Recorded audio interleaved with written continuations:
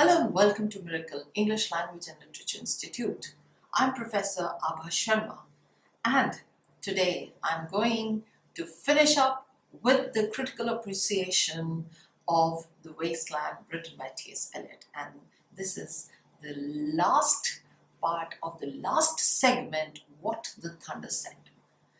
In my last video, I already told you about the empty chapels, the bats, which are the symbols of death, decay, and desolation. And people are not that much aware, they're not conscious of their senses only. They do not know why they are worshipping. They do everything mechanically, just the voices coming out from the barrels or the cisterns, making a lot of noise, but nothing from inside. There is spiritual sterility, which has prevailed everywhere. So let's begin the next part, which says that the decay and desolation was everywhere, and then it started raining. And this part he has taken from the fables of Upanishads and Hindu mythology. And he talks about when Lord Indra, the Lord of Rain, became angry due to some reason, some mythological background, and he started to rain. And the rain was so much over the mountains of Himalaya. He has mentioned Himawant here. So let me read first and then I'll let you know. Ganga was sunken and the limp leaves waited for rain while the black clouds gathered far distant over Himawant. The jungle crouched, hummed in silence. Now he talks about when there was so much of rainfall over the Himalayas and the whole jungle, that means all the creatures, animals, all of them crouched together, and then Lord Krishna, he lifted up the Himalayas, Himalaya Parvat, on his little finger and saved the complete, in Hindi we call it Shrishti, all the animals, all of them present at that time. He lifted the Parvat, Himalaya Parvat, on his little finger in order to save the civilization, in order to save the natural living beings. He came as a savior there. Although the rain was too much, everything was overflowing, overflooding, and the animals' lives were saved only when they took refuge under that mountain which was lifted up on the little finger of Lord Krishna. So he's taken this. Why has he shifted from the Western philosophy to the Hindu religious philosophy? Because he feels that Western philosophy was not sufficient to impart peace to the soul. It had become very much materialistic, and there were traces of spiritualism in the Hindu mythology. So all these readers are well read, and they do take out everything good from every religion, and they do mention writer is not just born by birth, but he is made throughout his life through his readings and understanding. Also, his senses are greater than the common man. So he has taken up this myth to incorporate some consolation to the living beings of today, that is, to the humanity. He wants to save the humanity. That's why he has sailed to the eastern banks and then brought all these pieces in order to save a Western civilization. Let's take the next lines. Then spoke the thunder. The is a syllable here. It will be spoken thrice. These are onomatopoeic lines because the syllable is repeated. I'll let you know the meanings completely. The, Datta, what have we given? My friend, blood shaking my heart. the awful daring of a moment's surrender, which an age of prudence can never retract.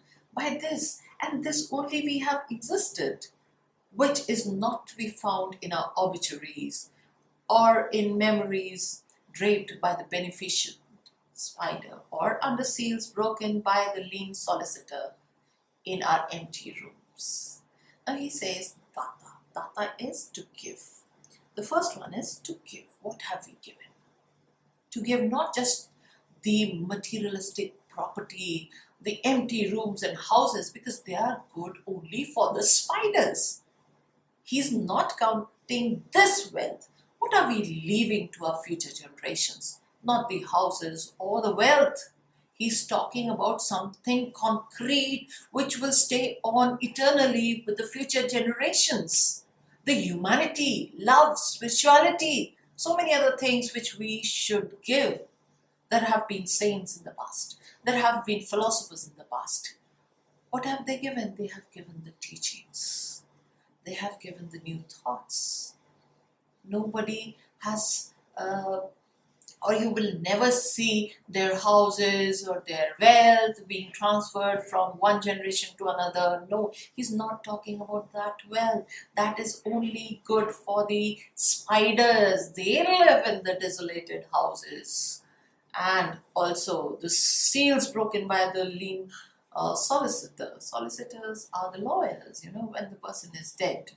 So the lawyers, they announce that whatever property will be given or distributed among the lawful, their offsprings. So he says that, Datta, what have we given? My friend, blood shaking my heart, the awful daring of a moment's surrender. When you surrender this life, when you surrender this body, when the soul comes out of this thing, that moment is very daring. And after that, what have you given? And the age of prudence, he's calling the present age, which doesn't understand all these things. They count their age by the materialistic wealth. So he says a human has to be a datta. Datta means the giver. Means you have to give something if you have taken birth. That is your major duty. Pass something to this world and the future generations by your intellect, by your wisdom, by your spiritualism and awakened consciousness. Next, the Dayadhvam. I have heard the key turn in the door once and turn once only. We think of the key each in his prison. Thinking of the key each confirms a prison. Only at nightfall, ethereal rumors revive for a moment a broken Coriolanus. Now in this, the second syllable is there, Dayadhvam. That is Dayadhvam. Have some compassion. Have some compassion for the other human beings or the living things. Do not kill them. Do not be full of hatred, envy, jealousy. So he says that this key of pity has to be turned once only. The compassion. You don't need much efforts here. You have to just turn once for the overflow of Dayadhvam towards other living creatures. Now there are many allusions. There is an allusion from Inferno of Dante where there is a tick of the key and other things are there. They are locked up in the tower. And so the other allusion is of the tragedy of Coriolanus, one of the Shakespearean play, where this man is full of pride, arrogance, and it is important for him to turn the key and be full of pity. So the second connotation of the is Dayadhvam. First one was to give. The third syllable, the, Damyata. What do you mean by Damyata? Damyata means self-control. To have control over your egos, arrogance, hatred. Keep yourself under control. Just do not burst. This is one of the very major human characteristics. The Damyata, the boat responded gaily to the hand expert with sail and oar. The sea was calm. Your heart would have responded gaily when invited, beating obedient to controlling hands. See, everything is in your hand, in your control. You can control your own lifeboat because the oar is in your hand. You just cannot give any excuse of your being arrogant or say egoistic or your anger. So control your anger. Control yourself for the benefit of your own self and this humanity. So he says that the boat of life responds to your control, gaily, happily. To the hands expert and sail and oar. Your hands should be expert to what? Give the direction to your own lifeboat. The sea was calm. Your heart would have responded gaily when invited, beating obedient. You know what? There are situations when you become too much aggravated. You tend to go out of control, but that is the moment where you should have self-control. That is called Damyata. Keep your power in control. Why has he given 3 syllables here in the last? Because the 3 syllables are meant for 3 kinds of nature. The first one, human. Human's tendency is to give.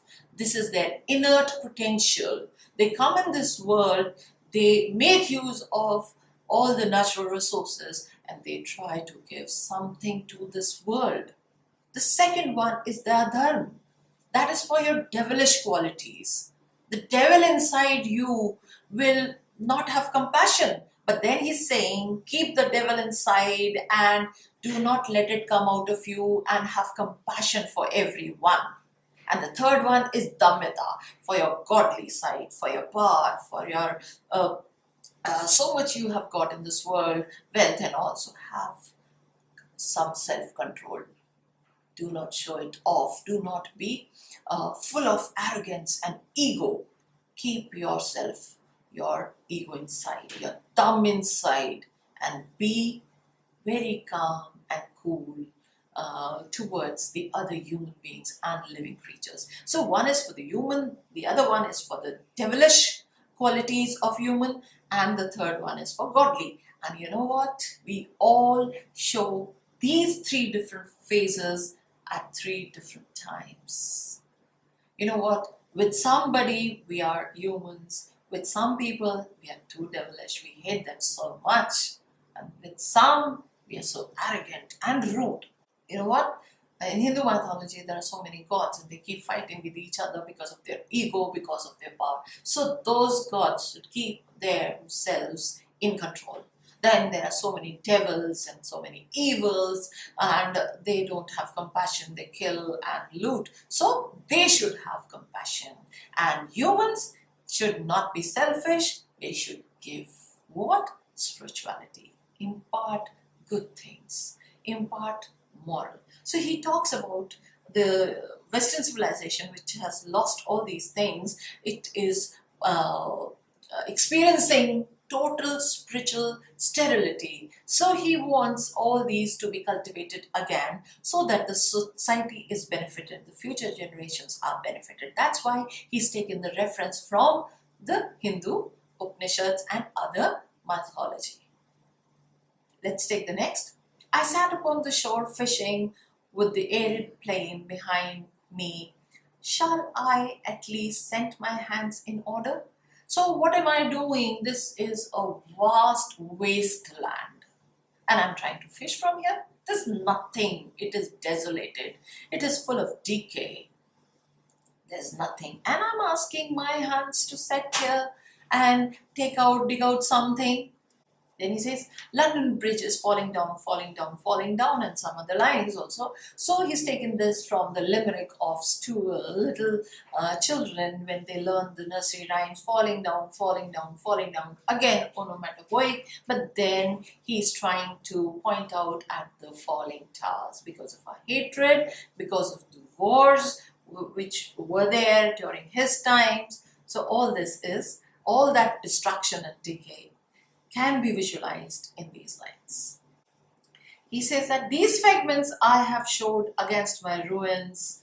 Why then ill fit you, Hieronymus mad again, Datta, Dayadhvam, Damyata, Shanti, Shanti, Shanti. He says that we are living in a very bad times. So I have brought all these fragments. I have sailed and I'm trying to save this humanity from collapsing. This world can be engulfed in selfishness, hatred, totally. So Eliot wants to save it. That's why he says that if you want to have peace, complete peace, he brings the message of peace in fragments from other religious contexts, that is Hindus. And he says that if you are Datta, Dayadhvam, Damyata, there can be peace prevailing in this world. Shanti, Shanti, Shanti. This is the best and the last part. He had aggravated the problem in the first 4 parts, and then he has tried to give the solution by saying that Shanti or the complete peace can only prevail when you give, you keep yourself in control, and you have compassion for everyone. Shanti, Shanti, Shanti. I hope you must have liked this video. Please go and watch all the other videos also in a row so that you can understand each and every line of this poem. This is written in epigrammatic style, and it is said that even 12 volumes would be less if you decode it, if you write in detail. So he has just taken the fragments of the phrases and has taken many allusions, many old writers' phrases and quotations. So there are many refrains, allusions, context, content, phrases, sentences from the old text. So like, comment, share and subscribe, and let me know which all topics you want me to do. Thank you. Take care.